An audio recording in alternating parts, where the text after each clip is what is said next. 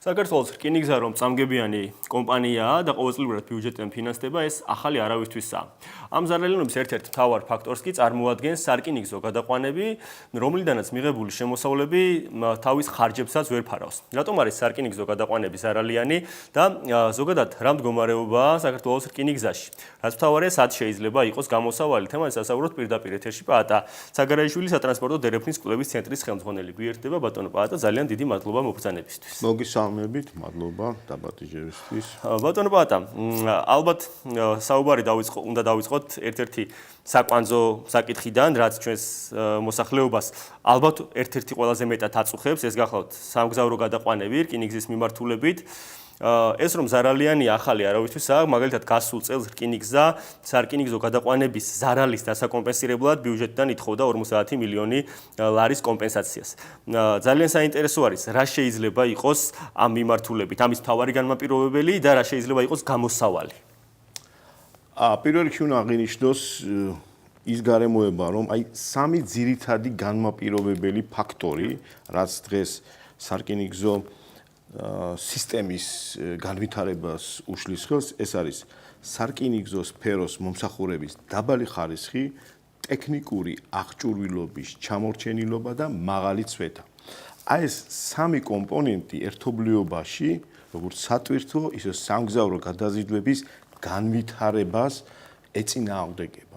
მოდით კიდევ ერთი ასპექტი დავუმატოთ ამ სამ კომპონენტს, რომ დღესდღეობით საქართველოს რკინიგზა არ არის მიმზიდველი საინვესტიციო კომპანია, რო წარმოვიდგინოთ, დღეს არის BB- დონეზე.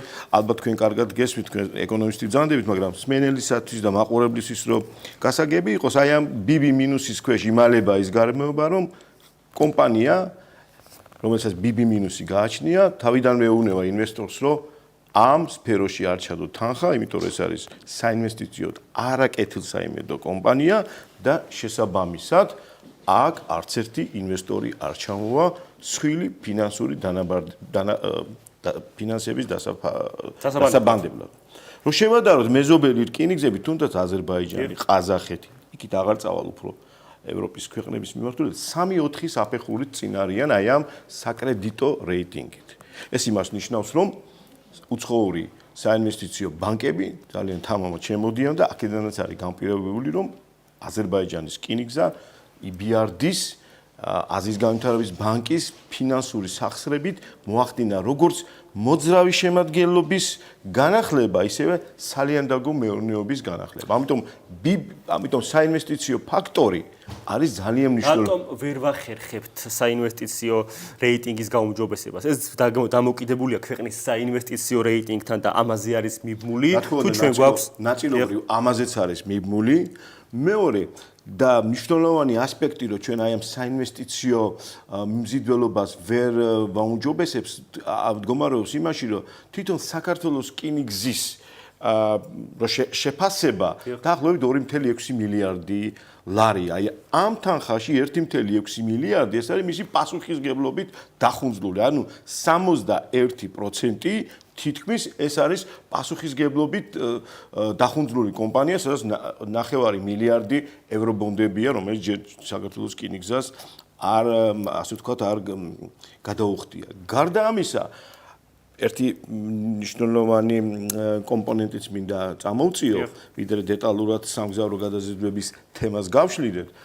რო წარმოვიდგინოთ, თლიან შიდა პროდუქტში რკინიგზის შემოსავლების წილი თუ 2011 წელს 2% შეადგენდა, დღესდღეობით 0.8% შეადგენს. ანუ ფაქტობრივად ბოლო 15 წლის განმავლობაში რკინიგზიდან აკუმულირებული თანხების მშპ-ში წილი თითქმის 60%-ით შემცირდა. რა არის ამის მიზეზი? ამის მიზეზი არის ის გარემოება, რომ პირველ რიგში რაღაც შეკრული წრია, არ ვითარდება საქართველოს რკინიგზის არც ინფრასტრუქტურა, ინვესტორი არ შემოდის, ხდება სხვადასხვა შეკეთებების, მათ შორის კაპიტალური შეკეთების დროში გადავადება, ეს ყველაფერი ზღუდავს მატარებლების მოძრაობის სიჩქარეს. ამიტომაც ჩვენ გვაქვს ისეთი მდგომარეობა, რომ ბევრი ჩიხი, განშტოება დღესდღეობით თითქმის უფუნქციო მდგომარეობაშია. აქედან გამომდინარე, ჩვენ გვაქვს ესეთი მიმართულება, ჩვენ რა მთავრობას აქვს, ხედვა 20-30 დაფიქსირებული და იქ ერთ-ერთ პუნქტში არის თვალნათლივ და ტრანსპარენტულად გაწერილი, რომ უნდა მოხდეს რკინიგზის კორპორატიზაციის საკითხის დაწყება და უნდა დაწყებულიყო ეს საკითხი, გამომდინარე იქიდან უნდა მოხდეს წამგებიანი რიგი მიმართულებების, სამსახურების, აქტივების, ასე ვთქვათ, გამოხშირვა და ჩვენ რაოდენად რკინიგზელებისთვის არ უნდა იყოს, რკინეული უნდა იყოს, ჩვენ მაინც აუცილებლად წავალთ რაღაც აქტივების საერთაშორისო ბირჟაზე გატანის ან კონკურენტულ გარემოში გადასვლის აუცილებლობაზე. ბატონო ბატა, პრივატიზაცია რამდენად შეიძლება იყოს გამოსავალი, იმდენად რამდენადაც ჩვენ არაერთი მაგალითი ვიცით, როდესაც სახელმწიფო კომპანიები, რომლებიც ზარალიანები იყვნენ ძალიან ბევრ ქვეყანაში,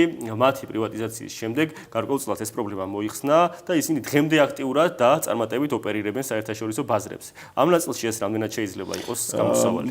იცით რა, შეკითხვა არის ძალიან კომპლექსური და ჩვენ გვაქვს გამოცდილება, რომელიც ხელის გულზე დევს, ეს არის აღმოსავლეთ ევროპის ქვეყნების. გამომდინარე იქიდან, რომ ეს პროცესი რიგ შემთხვევაში შეიძლება კონტრპროდუქციულიც იყოს, აი ამ ქვეყნებს, ჩვენ მეზობელ ქვეყნებს, აღმოსავლეთ ევროპის ქვეყნებს, ეს პროცესი 8-10 წელიწადზეა გაწერილი, გამომდინარე იქიდან, რომ თუ რაიმე შეცდომა შეიძლება დაფიქსირებული იქნეს, ისინი, რა თქმა უნდა, უკან ბრუნდებიან და ამის კორექტირებას აკეთებენ. მოდელი მათი არის ძალიან თვალნათელი. ეს არის ევროპული მოდელი, რომ ინფრასტრუქტურა ყველაფერი ეს რჩება სახელმწიფოს ხელში, მაგრამ ოპერაციები გადადის აუცილებლად კონკურენტულ გარემოში. შეიძლება თქვენს მენას დაებადოს ესეთი კითხვა, რომ აი ხო ხედავთ საქართველოს რკინიგზას რომ შევხედავთ, ხშირად დაინახავთ, რომ აზერბაიჯანის ვაგონები მოძრაობს, სავაგონო პარკი მოძრაობს, ან ყაზახეთის, ან რა ვიცი, სხვადასხვა წარწერები არსებობს. რა ეს რა ნუ თუ არ ნიშნავს იმას, რომ სხვა კომპანიები თავისუფლად შემოდიან და დაშვება აქვს სარკინიგზო გზაზე. არამც და არამთ, აი აქ მინდა კარგად აი ეს კვანძი გავხსნა, რომ აი ეს კომპანიები, რომლებიც შემოდიან აზერბაიჯანული და ასე შემდეგ, ისინი მოდიან იმ კომპანიასთან საქართველოში, რომელიც შეწყვილებულად ფლობს ინფრასტრუქტურასა და გადაზიდვებს. ამიტომაც ისინი ტარიფს იღებენ აი ამ შეწყვილებული კომპანიისგან. თელი ამოსავალი ის არის, რომ აი ეს ინფრასტრუქტურა და გადაზიდვები უნდა განხოლოვდეს და ყველა კონკურენტი ინფრასტრუქტურის გოლთან უნდა მივიდეს და მისგან უნდა აიღოს თანაბარი ტარიფი, რა დღეს რეალურად არ განხორციელებულა. აქედან გამომდინარე, რეალური კონკურენციის ჩასახვისათვის აუცილებელი არის ინფრასტრუქტურის გოლზე დაშვების ტარიფები ცალკე იყოს გამოყოფილი და ყველა მისი მოსარგებლისთვის იყოს თანაბარი. აქედან გამომდინარე, ის კომპანია, რომელიც ფლობს თანამედროვე სავაგონო პარკს, ის შემოვა და უფრო იაპ ტარიფს შესთავაზებს უკვე თავის ტვირთმიღებს ცენტრალურ აზიაში იქნება თუ ევროპაში და შესაბამისად ეს იქნება ბიძგი, რომ საქართველოს რკინიგზის სატვირთო სამსახურმაც იზრუნოს იმაზე, რომ განაახლოს სავაგონო პარკი და არ აღმოჩნდეს, აი როგორც სამგზავრო გადაზიდვებზეა გადაყვანებში როა, რომ პირობითად სამგზავრო გადაყვანების შემოსავალი თითქმის 60%-ის აღემატება ხარჯს. ფაქტობრივად ეს რგოლი მუშაობს, აი მიშვებულია ეს მდგომარეობა და სახელმწიფო ბიუჯეტიც ყველაფერზე არის წამსვლელი, რომ მას აუნაზღაუროს ეს აი ზრული მნიშვნელობა აუცილებელია ამ პროცესის გამჭირვალეობის. ბატონო ბატა, ცოტა დრო დაგვრჩა და მე ვეცდები, რომ გარკვეულწილად შეჯამების თვალსაზრისით რამდენიმე კითხვა გავაერთიანო და ისე დავისვათ. პირველი, თქვენ ახსენეთ გადაზიდვების მიმართულება. მე მინდა რომ მაყურებლისათვის უფრო გასაგებად ავხსნათ. როდესაც საკმაოდ მაღალია მოთხოვნა გადაყვანების მიმართულებით. სამგზავრო გადაყვანების, სარკინიგზო გადაყვანების მიმართულებით საკმაოდ მაღალია და ბილეთები პრინციპში მით უმეტეს სეზონზე ყოველთვის დეფიციტურია ამ ნაწილში. გარკვეულ სეგმენტზე, ეს ბათუმის მიმართულებით. კი ბატონო, თუმცა ამ ნაწილში მაყურებელს ბუნებრივად ებადება კითხვა, მაშინ რატომ არის ზარალიანი? ეს რომ ავხსნათ ერთი მიმართულებით და მეორე თქვენ ახსენეთ სარკინიგზო გადაზიდვების კუთხით ინფრასტრუქტურული ნაწილი. მაშინ როდესაც ჩვენ ვსაუბრობთ ზოგადად რეგიონში ტვირთების, ტრანზიტული ტვირთების ზრდაზე, აი ამ მოცემულობით რამდენ ხომ არ შეიძლება რომ გარკვეულწილად ქართული ინფრასტრუქტურა, სარკინიგზო ინფრასტრუქტურა გარკვეულ პერიოდში ვეღარ აუდიოდეს აი ამ ტვირთებს. იცით რა, მოდით მეორე კითხვიდან დავიწყებ. ამ ეტაპზე ცოტა გადაჭარბებული არის და ხშირად აი დეპუტატები და პარტიული ფუნქციონერები ხშირად აჭარბებენ აი ამ გადატვირთულობის რეალობას. ჩვენ დღესდღეობით საქართველოს რკინიგზით სატრანზიტო გადაზიდვები დაახლოებით 2024 წელს 18.5 მილიონი ტონა საუბარია საავტომობილო და სარკინიგზო ჯამურად, სარკინიგზო 8 მილიონი იყო ტრანზიტი, ეს არ არის ძალიან დიდი ციფრი. რა თქმა უნდა, აქ პრობლემა არის ის, რომ კასპიის ზღვიდან საქართველოს მიმართულებით ნაკლები ტვირთი გამოდის, ძალიან ცოტა ტვირთი გამოდის, ამიტომ დატვირთულობა საქართველოს რკინიგზის არ არის მაღალი და ამიტომ გადატვირთულობაზე აქ საუბარი არ არის. რაც შეეხება სამგზავრო გადაყვანების მიმართულებით თქვენ შეკითხვას, რა თქმა უნდა, ბათუმის მიმართულება არის გადაჭარბებული.